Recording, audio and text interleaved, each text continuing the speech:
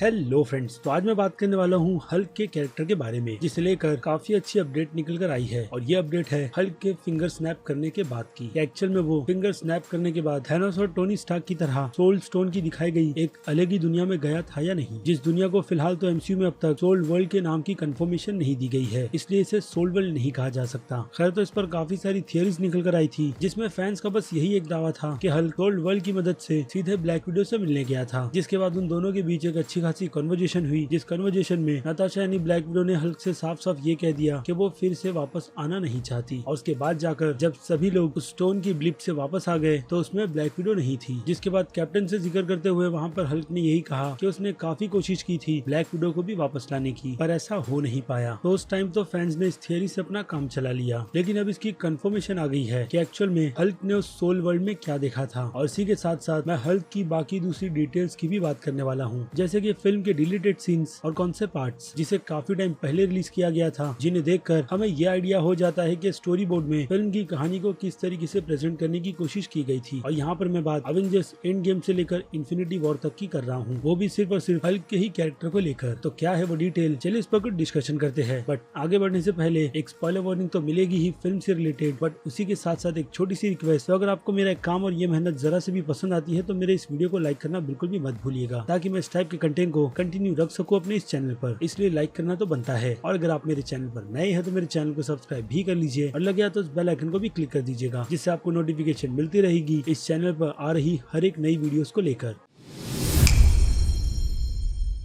So friends, कुछ दिन पहले एक अल्टरनेट डिलीटेड सीन्स को रिलीज किया गया था, जो हमें देखने के लिए इन्फिनिटी सागा के सेट में मिला था। और उस अल्टरनेट डिलीटेड सीन में हमने हल्क के कैरेक्टर को हल्क बस्टर से बाहर आते हुए देखा, जो scene obviously Infinity War film के एंड का था, यानी वकांडा की वो बैटल जिसमें हल्क ब्रूस बैनर के कहने पर बाहर तक नहीं आया, जिससे फैंस बहुत ही ज्यादा डिसअपॉइंट हुए थे। क्योंकि फिल्म के टीजर में हमने हल्क के कैरेक्टर को वकांडा में देखा था, वो भी बाकी अवेंजर्स के साथ मिलकर फाइट करते हुए। और सच में अगर स्क्रीन पर ये सीन आता तो लोग बहुत ही ज्यादा खुश होते, क्योंकि इस सीन में हल्क राउंड 2 के लिए पूरी तरीके से रेडी था थैनोस से बैटल करने के लिए। क्योंकि फिल्म के स्टार्ट में थैनोस ने हल्क की हालत बुरी कर दी थी, वो भी काफी जल्दी, जिसके बाद से ब्रूस बैनर बस हल्क को मनाता ही रह गया कि वो बाहर आ जाए और अपने इस डर का सामना करे, जिसमें हल्क ने बार बार बस ब्रूस से यही कहा कि वो बस मतलब के लिए ही उसे हर बार बाहर बुलाता है, ताकि वो बाहर आकर ब्रूस के झगड़ों को सुलझाते बैठे। और एक हिसाब से हल्क को ये दुनिया बिल्कुल भी पसंद नहीं थी, यानी अर्थ, जहाँ पर उसे लोग देखकर बहुत ज्यादा डरते। और ब्रूस भी हल्क बनने के बाद बहुत सारी तबाहियां करता, जो हमने एमसीयू के यूनिवर्स में कई बार देखी है फिल्मों में। बट हाँ, भी ये राज बना हुआ है कि एज ऑफ अल्ट्रॉन में वांडा ने हल्क को कौन से विजन्स दिखाए थे, जिसकी वजह से हल्क सीधे अर्थ को छोड़कर सकार प्लेनेट चला गया था, जहाँ पर उसे वो सारी चीजें मिली जो वो डिजर्व करता था, यानी मान सम्मान और उसे पसंद करने वाले लोग। इसीलिए हल्क सकार प्लेनेट से जाना ही नहीं चाहता था, और वो बार बार थॉर को यही कह रहा था कि वो उसके साथ इस प्लेनेट पर रुक जाए। बट फिल्म में क्या हुआ ये आप सभी ने देखा है। बट हल्क के कैरेक्टर को लेकर मार्वल फिल्म सीरीज के राइटर्स क्रिस्टोफर और स्टीफन ने काफी सारी चीजें सोच रखी थी, जो एक्चुअल में उनके दिमाग से निकलकर पेपर और कॉन्सेप्ट आर्ट तक तो पहुंच गई थी। बट फिल्म में ऐसा कोई सीन शूट नहीं किया जा सका, और जिन सीन्स को शूट किया गया था उन्हें प्रॉपर वीएफएक्स वर्क नहीं मिला, क्योंकि उन सीन्स को डिलीट कर दिया गया। जिनमें से एक हल्क का वो सीन जहाँ पर हल्क बस्टर के उस आर्मर को तोड़कर सीधे बाहर निकलता है और कॉल ऑब्सिडियन को मार देता है, जो सीन आपको मेरे इंस्टाग्राम के IGTV पर मिल जाएगा। बट उसमें वीएफएक्स का काम पूरी तरीके से नहीं किया गया है, इसलिए कुछ सीन्स PS2 की ग्राफिक की तरह दिखते हैं। बट फिर भी उन सीन्स को देखकर हमें ये चीज साफ साफ पता चल जाती है कि किस तरीके से ब्रूस बैनर ने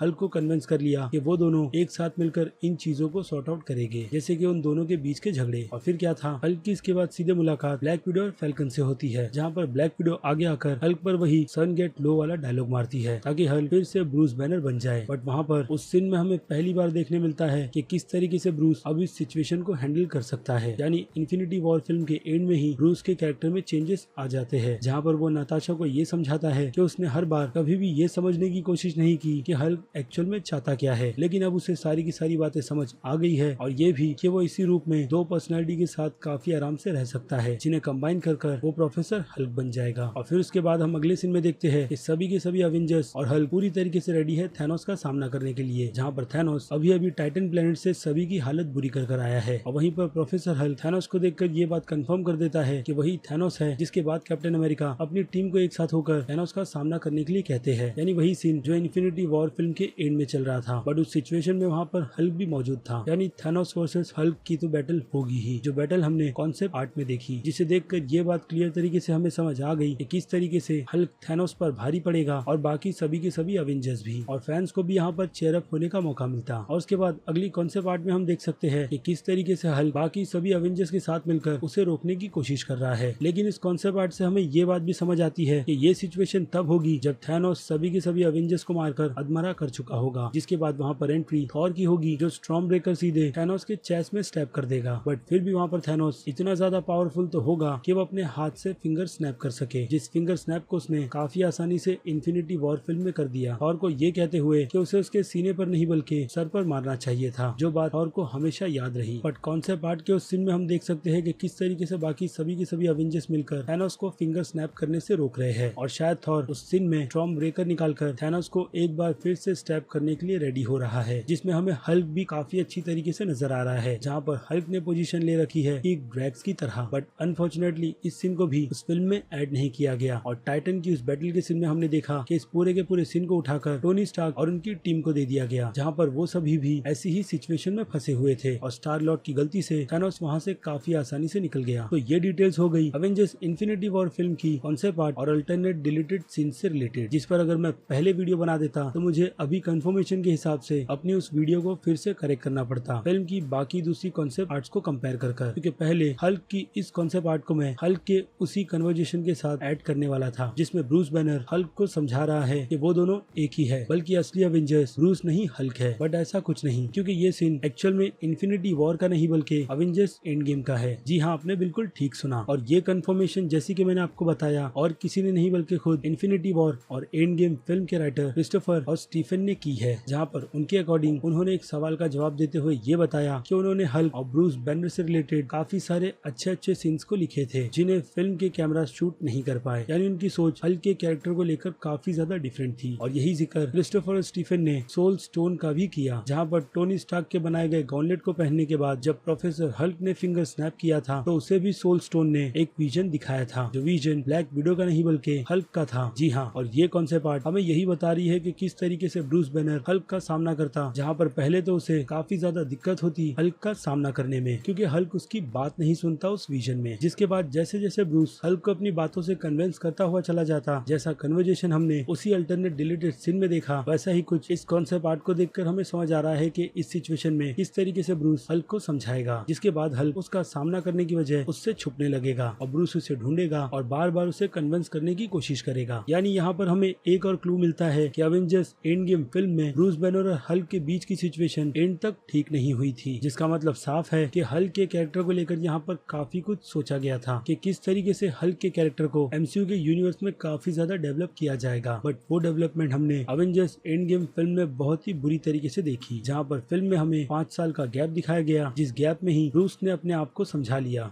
हल्क को समझा लिया, और वो बन गया प्रोफेसर हल्क। यानी उन 5 सालों के बीच ब्रूस ने जो कोई भी कारनामे किए हैं हल्क बनकर, उन सभी को फैंस के लिए पूरी तरीके से छुपा दिया गया है। अब ये कोई गलती नहीं बल्कि कुछ और ही चीजों को सोचकर किया गया है, जैसे कि शी हल्क की आने वाली सीरीज, जो शायद हमें टाइम में उन्हीं 5 साल के गैप में ले जाए कि दुनिया अवेंजर्स के बिना किस तरीके से चल रही है और हल्क उस दुनिया में खुद पर किस तरीके से एक्सपेरिमेंट कर रहा है, जहाँ पर उससे गलती भी होगी, जिस गलती का नतीजा हम शी हल्क के कैरेक्टर को देखेंगे, जो कि अगेन फैंस के लिए काफी ज्यादा अच्छा है। इसीलिए मार्क रफेलो खुलकर शी हल्क की सीरीज के बारे में भी बात कर रहे हैं और खुद के कॉन्ट्रैक्ट के भी, कि वो केविन फेगी से बैठकर आइडियाज को डिस्कस कर रहे हैं हल्क के कैरेक्टर को लेकर, किस तरीके से इस कैरेक्टर को एमसीयू के यूनिवर्स में और आगे बढ़ाना चाहिए। ऐसे में कंफर्मेशन ये भी निकल कर आई थी कि हमें मार्क रफेलो का कैरेक्टर ब्रूस बैनर या फिर प्रोफेसर हल्क कह लो, शी हल्क की सीरीज में भी नजर आएगा, क्योंकि उसके बिना ये सीरीज बिल्कुल भी नहीं बनेगी। और हम 5 सालों के गैप में भी एक डिलीटेड वीडियो को रिलीज किया गया था, एक अल्टरनेट डिलीटेड वीडियो, जिसमें हमने देखा था कि किस तरीके से हल्क उन्हीं 5 सालों के गैप में लोगों की मदद कर रहा है और अब अर्थ के लोग उसे पसंद करने लगे हैं। इसलिए कुछ बच्चे रेस्टोरेंट में आकर उसके ऑटोग्राफ्स और फोटो भी मांगते हैं, जिससे प्रोफेसर हल्क बहुत ज्यादा खुश है। और राइटर्स की इस डिटेल से हमें ये भी पता चलता है कि एमसीयू में चीजों को जब प्लान किया जाता है तो आगे चलकर उन प्लान्स में काफी सारे चेंजेस भी होते हैं, खास करके फिल्म की कहानियों को लेकर, जो कि ऑब्वियसली होगा ही, क्योंकि एमसीयू का यूनिवर्स इतना ज्यादा बड़ा है जिसकी कंटिन्यूएशन करना सबसे बड़ा मुश्किल काम है, खास करके ऐसी चीजों को जिन्हें लोग भूल जाते हैं और आगे चलकर वो एक सरप्राइज की तरह निकलकर लोगों के सामने आ जाती है। एग्जाम्पल के तौर पर Spiderman far from home film के के मिस्टीरियो के कैरेक्टर को ले लो, और हाँ, उस फिल्म में दिखाए गए उस डॉक्टर के भी कैरेक्टर को जिसे हमने आयरन मैन 1 फिल्म में देखा था। तो ये सारी छोटी छोटी डिटेल्स ही एमसीयू के यूनिवर्स को बहुत ज्यादा ग्रेट बनाती है। वेल, तो ये है वो सारी की सारी डिटेल्स प्रोफेसर हल्क के कैरेक्टर से रिलेटेड, जो हमें इन्फिनिटी वॉर और अवेंजर्स एंड गेम फिल्म में काफी ज्यादा डिफरेंट नजर आने वाला था, बट ऐसा कुछ हो नहीं पाया क्योंकि फाइनल रिजल्ट हम सभी ने देखा है। बट अभी भी हल्क के कैरेक्टर से रिलेटेड काफी सारी चीजें अभी भी एक राज बनी हुई है कि इस कैरेक्टर को फ्यूचर में आगे किस तरीके से कंटिन्यू किया जाएगा, जिसके बारे में फिलहाल तो एमसीयू हमें कुछ भी बताएगा नहीं जब तक इसकी कोई ऑफिशियल कंफर्मेशन नहीं होती। बट फिर भी कुछ कुछ डिटेल्स फिल्म से रिलेटेड जब निकल कर आती है तो फैंस को वो डिटेल कलेक्ट कर देने में मुझे भी बहुत ज्यादा मजा आता है, जो मैंने अब आपके सामने रखा है। तो अब आपकी क्या राय है प्रोफेसर हल्क के कैरेक्टर की डिटेल्स को लेकर, उस बारे में मुझे कमेंट कर जरूर बताइएगा। और ये भी कि आपको मेरा एक काम कितना ज्यादा पसंद आया। और अगर आपको मेरा एक काम जरा सा भी पसंद आया है तो मेरे इस वीडियो को लाइक करना बिल्कुल भी मत भूलिएगा। और अगर आप मेरे चैनल पर नए हैं तो मेरे चैनल को सब्सक्राइब भी कर लीजिए, और लगे हाथ तो उस बेल आइकन को भी क्लिक कर दीजिएगा, जिससे मैं इस चैनल पर जब भी कोई नई वीडियो अपलोड करूंगा आपको उसकी नोटिफिकेशन सबसे पहले मिलेगी। और अभी भी आपके कोई डाउट्स है हल्क के कैरेक्टर से रिलेटेड तो सीधे आ जाइए मेरे इंस्टाग्राम अकाउंट पर, जहाँ पर मेरी कोशिश यही रहती है कि मैं आपके सभी सवालों के जवाब टाइम पर दे पाऊँ। हालांकि आपको वहाँ पर जवाब थोड़े लेट मिलेंगे, लेकिन ये पक्का है कि मैं आपको आपके सवालों के जवाब देने की 100% कोशिश करूंगा। तो चलिए अब मिलते हैं आपसे अगले वीडियो में। Till then bye.